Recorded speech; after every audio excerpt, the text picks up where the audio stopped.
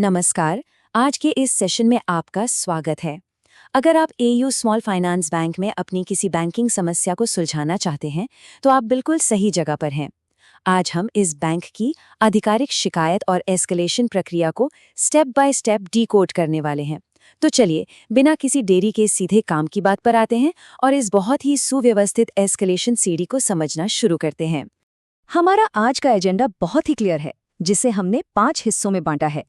सबसे पहले घोटालों की पहचान, फिर पहला कदम यानी कस्टमर सपोर्ट, दूसरा कदम नोडल एस्केलेशन, तीसरा कदम रेगुलेटरी अथॉरिटी और आखिर में चौथा कदम जो है कानूनी कार्रवाई।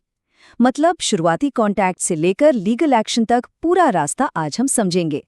देखिए, आगे बढ़ने से पहले एक बेहद जरूरी और सीरियस चेतावनी पर बात करते हैं। आजकल इंटरनेट पर रिवॉर्ड पॉइंट और केवाईसी वेरिफिकेशन स्कैम आग की तरह फैल रहा है। जालसाज क्या करते हैं? वो सर्च इंजन पर फर्जी कस्टमर के नंबरों के विज्ञापन चला देते हैं और इसीलिए आज हम जो आधिकारिक और सुरक्षित तरीके बताने वाले हैं उनका पालन करना आपके अकाउंट की सेफ्टी के लिए बहुत जरूरी है। एक बात हमेशा याद रखिएगा, बैंक का कोई भी कर्मचारी आपसे कभी भी आपका पासवर्ड, पिन या कोई भी स्क्रीन शेयरिंग ऐप डाउनलोड करने के लिए नहीं कहेगा, बिल्कुल नहीं। तो चलिए एस्केलेशन सीढ़ी के पहले पायदान से शुरुआत करते हैं। स्टेप 1, प्रारंभिक कस्टमर सपोर्ट। ये वो कदम है जो आपको तब उठाना है जब मान लीजिए आपका कोई एटीएम विड्रॉल फेल हो जाए या कोई ऐसा डिजिटल ट्रांजैक्शन हो जाए जो आपने किया ही न हो। अब बात करते हैं कॉन्टैक्ट डिटेल्स की। इन्हें नोट कर लीजिए। अगर आपका सेविंग्स अकाउंट है तो आपको कॉल करना है 1800-1200-1200 पर, और अगर मामला क्रेडिट कार्ड का है तो नंबर है 1800-1200-1500। आप सीधे ईमेल भी कर सकते हैं। ईमेल आईडी ध्यान से सुनिए, customer@aubbank.in, customercare@aubbank.in। इसके अलावा ऑनलाइन फॉर्म का ऑप्शन भी मौजूद है। लेकिन रुकिए, सेफ्टी सबसे पहले। इंटरनेट पर मिलने वाले हर नंबर पर आंख बंद करके भरोसा नहीं करना है। हमेशा, जी हाँ हमेशा, नीचे डिस्क्रिप्शन में दिए गए हमारे कंप्लेन हब पोर्टल यूआरएल को चेक करके इन ईमेल पते, फोन नंबर और ऑफिस के एड्रेस को वेरीफाई जरूर करें। सुरक्षित रहने का यही सबसे पक्का तरीका है। अब आप सोच रहे होंगे कि इस पहले कदम को फॉलो करना इतना जरूरी क्यों है? तो इसका सीधा सा जवाब है एक यूनिक सर्विस रिक्वेस्ट नंबर या एसआरएन हासिल करना। जब तक आप आधिकारिक चैनल से शिकायत दर्ज करके ये एसआरएन नहीं ले लेते, तब तक आप अपनी शिकायत को आगे यानी नेक्स्ट लेवल पर नहीं ले जा सकते। ये नंबर होना बिल्कुल अनिवार्य है। अब इस नंबर 7 को ध्यान में रखिएगा। बैंक की आधिकारिक पॉलिसी के मुताबिक किसी भी स्टैंडर्ड लेवल 1 की शिकायत या ब्रांच से जुड़े मुद्दे का समाधान बैंक को पूरे 7 वर्किंग डेज यानी 7 कार्य दिवसों के भीतर करना ही होता है।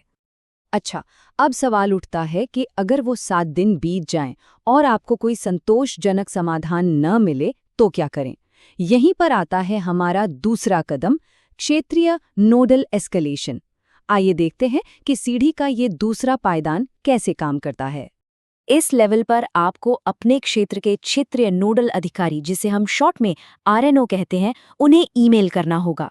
उदाहरण के तौर पर अगर आप दिल्ली से हैं तो ईमेल आईडी होगी rno.delhi@aubank.in।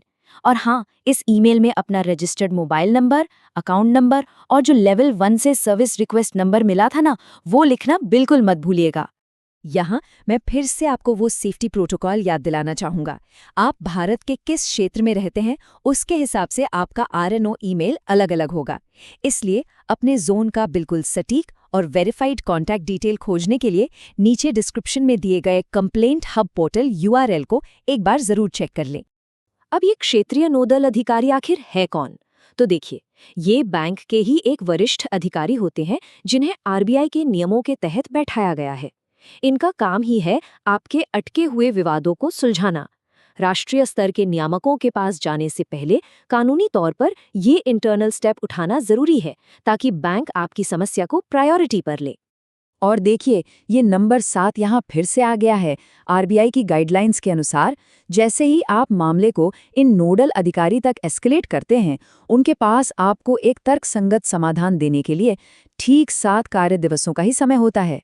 चलिए, अब हम इस पूरी प्रक्रिया के तीसरे और सबसे पावरफुल लेवल पर चलते हैं। स्टेप 3, नियामक प्राधिकरण। ये वो स्टेज है जहां आपका मामला बैंक के इंटरनल मैनेजमेंट से निकलकर सीधे बाहरी सरकारी नियामक के हाथों में पहुंच जाता है। इस लेवल के 2 बहुत ही अहम हिस्से हैं। लेवल 3A है प्रिंसिपल नोडल ऑफिसर या PNO।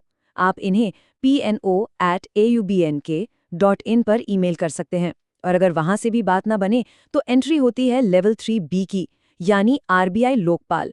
आप RBI की हेल्पलाइन पर सीधे कॉल कर सकते हैं। नंबर है 1444014440, या फिर आप उनकी वेबसाइट cms.rbi.org.in पर जा सकते हैं।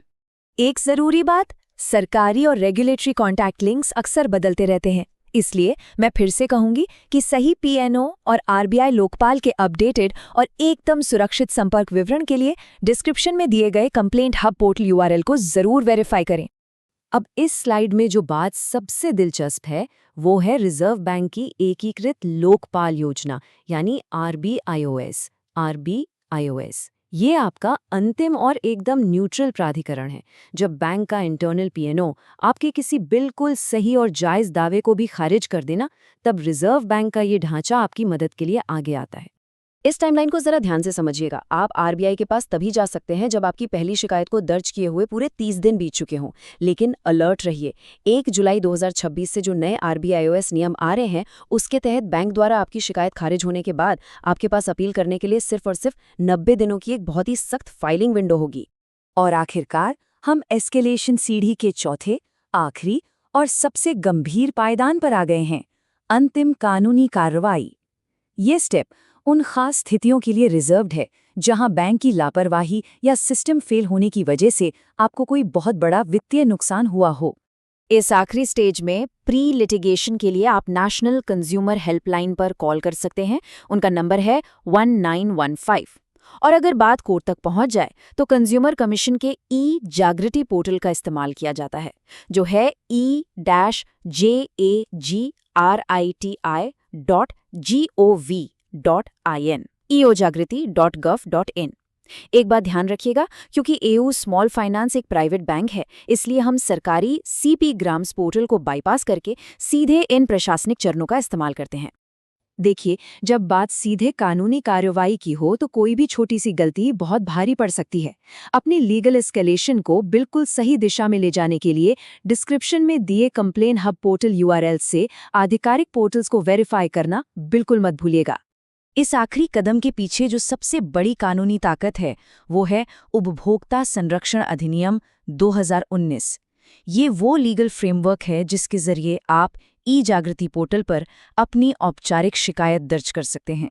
आसान शब्दों में कहें तो जो मुद्दे RBI लोकपाल भी नहीं सुलझा पाते, उनके लिए उपभोक्ता अदालतें ही आपका अंतिम रास्ता होती हैं। और हाँ, कानूनी मामलों में समय सीमा यानी टाइम लिमिट बहुत सख्त होती है। जिस दिन आपके साथ वो बैंकिंग या वित्तीय गड़बड़ी हुई है, यानी जो कॉज ऑफ एक्शन की डेट है, वहां से लेकर अपना कंज्यूमर केस फाइल करने के लिए आपके पास अधिकतम 2 साल का समय होता है। बस 2 साल। तो क्या समझे आप, जब फंड्स बैंकों के पास होते हैं तो क्या जवाबदेही की असली ताकत उन जागरूक उपभोक्ताओं के हाथों में नहीं होती जो अपने अधिकार जानते हैं? बिल्कुल होती है। भले ही पैसे को बैंक कंट्रोल करते हों, लेकिन इस सही एस्केलेशन सीढ़ी का इस्तेमाल करके आप पूरे सिस्टम को जवाबदेह ठहरा सकते हैं। उम्मीद है कि इस गाइड से आपको अपने वित्तीय अधिकारों की रक्षा करने में मदद मिलेगी। हमारे साथ इस सेशन में बने रहने के लिए आपका बहुत बहुत धन्यवाद।